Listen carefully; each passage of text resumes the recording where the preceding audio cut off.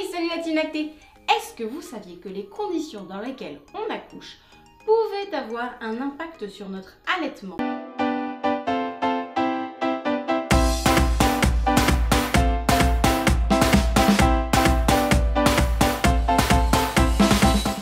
Je me doute que certaines d'entre vous qui me suivent le savent. Mais pour les autres qui arrivaient tout juste par ici, le saviez-vous? Même si nous avons eu un accouchement parfait. Nous avons toutes dans notre entourage une amie, une sœur, une cousine, une voisine pour qui tout ne se sera pas forcément déroulé à merveille. Et qui parfois nous appelle à l'aide car cet allaitement, cet acte dans lequel elle fondait tant d'espoir et qui devient tout à coup plus qu'important, plus que vital pour elle. Dans la naissance de son rôle de mère, à qui l'enfantement a déjà échappé, finalement cet allaitement ne se passe pas du tout comme prévu. Mais et si justement ces premières difficultés à l'allaitement étaient liées au déroulement du dit enfantement? Il faut se rappeler que pendant le travail se déroule tout un processus qui va permettre à la mère et son enfant de prendre leur place respective. En effet, au moment de l'accouchement, toute une séquence hormonale très complexe va permettre à la future maman et son bébé de naître dans leur nouveau rôle en confiance et naturellement. Mais si cette séquence hormonale est perturbée du fait de difficultés liées à l'accouchement, cela peut rendre plus difficile les débuts de la maternité et de l'allaitement. Mais alors qu'est-ce qui peut perturber ainsi cette mise en place de la relation entre la mère et son bébé? Tout d'abord, le processus surmédicalisé de la prise en charge de l'enfantement dans notre société actuelle est déjà une très bonne première piste. Les femmes n'accouchent plus ou très peu en position physiologique, au détriment d'une position qui est plutôt favorable au personnel médical. En effet, si on réfléchit, il est quand même beaucoup plus logique d'accoucher de façon verticale pour céder de la gravité afin que le bébé descende, plutôt que d'être allongé sur une table où là la gravité joue totalement contre nous pour réussir à faire descendre un bébé. Et ce même personnel lui-même suit des protocoles préétablis qui empêchent les femmes et les futures mères d'être à l'écoute de son instinct. Les poussées sont calculées, on utilise un rythme de respiration qui n'est pas celui avec lequel la mère est forcément à l'aise, etc. Vous m'avez comprise quoi. De plus, l'avènement de la péridurale et de la césarienne, même si elles peuvent avoir du bon, n'auront pas apporté que du positif. Je parlerai ici de la césarienne et de la péridurale en tant que protocole médicamenteux, histoire de couper court à tout débat inutile et pour bien mettre l'accent sur les médicaments, les protocoles médicamenteux utilisés dans ces deux actes d'enfantement. En effet, ces deux modes d'intervention, accouchement et césarienne, impliquent, comme je viens de le dire, l'utilisation de substances chimiques qui, on le sait maintenant au travers de nombreuses études, ont des effets à court et même à long terme sur les réflexes archaïques d'allaitement du bébé. Il y avait d'ailleurs un très bon article dans le magazine Bébé au sein de printemps 2018 sur la santé au niveau de la péridurale et de l'allaitement. Une étude qui avait été menée sur l'impact de la péridurale sur l'allaitement. Si jamais vous ne l'avez pas lu, n'hésitez pas parce que c'est vachement bien détaillé, c'est clair et ça permet de le savoir. Alors attention, encore une fois, je parle des effets des protocoles impliquant l'utilisation de substances chimiques. Le savoir, c'est faire un choix éclairé et justement relativiser et éviter de paniquer si d'éventuels soucis lactés interviennent par la suite. À titre totalement personnel, j'aurais aimé le savoir pour mes enfants, ça n'empêche que je crois que j'aurais quand même pris la péridurale. Au moins le premier. Au-delà de ça, il existe de nombreux actes pouvant être vécus comme traumatisants par la mère et l'enfant, qui fragilisera la mise en place du lien d'attachement et les débuts de l'allaitement. Citons pêle-mêle et de façon non exhaustive l'utilisation des forceps ou ventouses, l'épisiotomie, les points éventuels nécessaires après un enfantement, le coche raté pour une péridurale, le choc des césariennes d'urgence, un déni de grossesse, un accouchement trop rapide, trop long, et la liste est encore longue. Mais alors justement, peut-on allaiter après une grossesse difficile? Oui, c'est possible. Je parle ici de la possibilité physiologique. La possibilité psychologique, elle, relève du cas par cas et doit être accompagnée par des professionnels de santé compétents, entre autres en allaitement.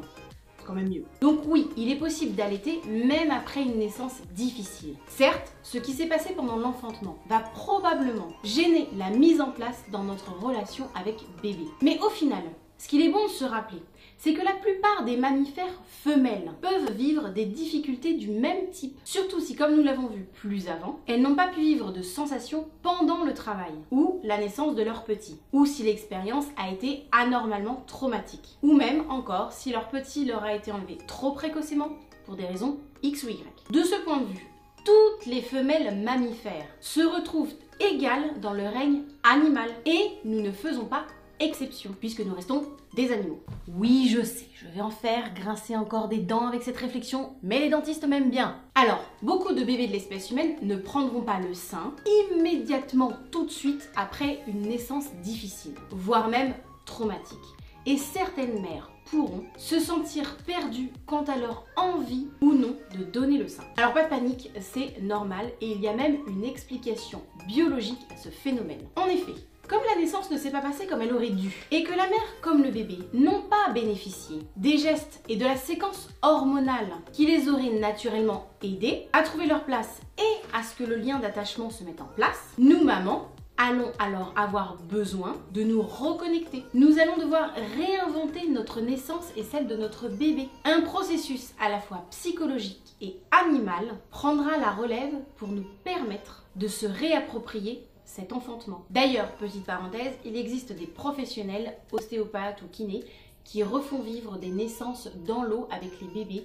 Et je vous invite à vous renseigner parce que c'est un processus qui est hyper intéressant, hyper beau à voir, à observer et en plus ça peut vraiment aider. Il existe aussi des ostéopathes qui peuvent nous manipuler au niveau du bassin ou manipuler les bébés de façon pareille à leur faire revivre cet accouchement qui serait plus physiologique que traumatique. Ce qui m'amène d'ailleurs à d'éventuelles astuces. Tout d'abord, un accompagnement bienveillant, mais non intrusif et non médicalisé. Du personnel médical, soignant, ensuite de couche. Le soutien et l'amour de nos moitiés. On le répétera jamais assez. Ménagez votre environnement. Lumière tamisée, même en journée. Une musique que vous aimez ou bien juste même le silence. Il faut savoir que l'ocytocine est une hormone extrêmement timide, mais vraiment très timide. Et l'ocytocine fait partie de la complexion hormonale dont nous avons besoin pour nous sentir bien dans notre allaitement. L'ocytocine aime que l'on soit dans un environnement propice. Donc surtout, n'hésitez pas à aménager votre environnement, même à la maternité. Avoir bébé H24 avec nous, même si on a l'impression qu'on ne veut pas être avec son bébé. Sauf cas particulier, le fait d'être ensemble va aider nos corps à se reconnaître, à se reconnecter de façon animale, de façon instinctive. Notre bébé nous plaira de plus en plus et notre sentiment d'adoration va grandir doucement. Souvenez-vous de Tom Hanks avec son ballon Wilson, il a bien fini par l'aimer. Le pot à pot reste une piste aussi, plus ou moins habillé selon votre degré de pudeur. Il n'est pas forcément nécessaire d'être complètement nu pour être en pot à pot avec son enfant.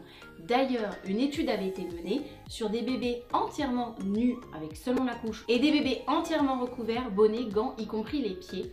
Et il s'est avéré qu'il n'y avait pas de grands écarts entre la différence d'habillement au niveau de la relation. C'était bien le fait d'être en contact avec la mère qui importait et pas vraiment le fait qu'il soit nu ou habillé.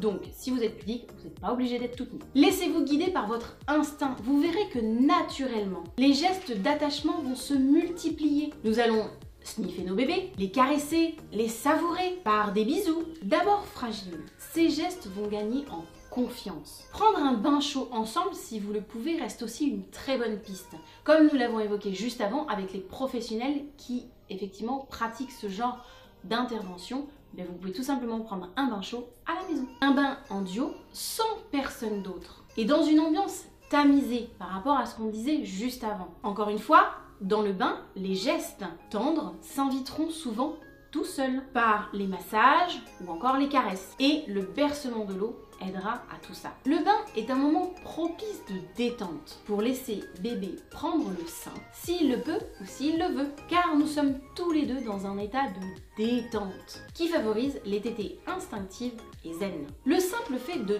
tenir notre bébé, de le regarder, son visage, ses traits sont aussi une très bonne piste. Comme on le disait plus haut, notre moitié peut grandement aider, sans un mot, et en nous massant par exemple, à des endroits que nous aimons, en nous caressant ou parfois juste en servant d'appui, par exemple en étant derrière nous et nous on se cale contre eux. Notre moitié porte bien souvent un regard bien plus tendre et bien plus admiratif que nous-mêmes sur notre allaitement. Ce regard admiratif et confiant que nous n'évaluerons pas tout de suite dans l'immédiat, mais ressentons de façon inconsciente, nous permettra de nous recentrer, de gagner en confiance et justement de nous aider à prendre confiance. Il existe plein d'autres astuces et d'ailleurs je vous invite à mettre les vôtres en commentaire.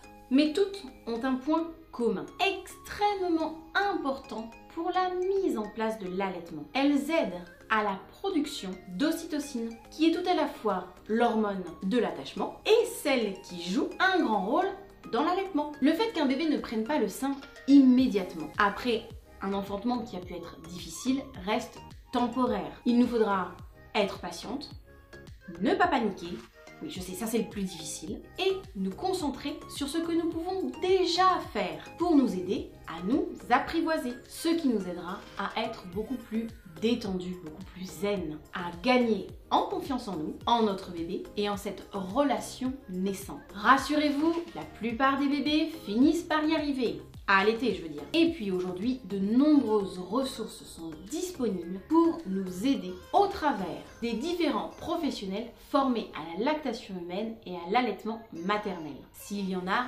vraiment besoin. Et vous, la team lactée, comment s'est passé votre enfantement et la naissance de votre relation avec votre bébé? Venez témoigner en commentaire. Et si cette vidéo vous a semblé suffisamment intéressante, pensez à la partager ou même à mettre un petit pouce bleu. Et bien sûr, j'attends tous vos commentaires, histoire qu'on puisse tous discuter ensemble.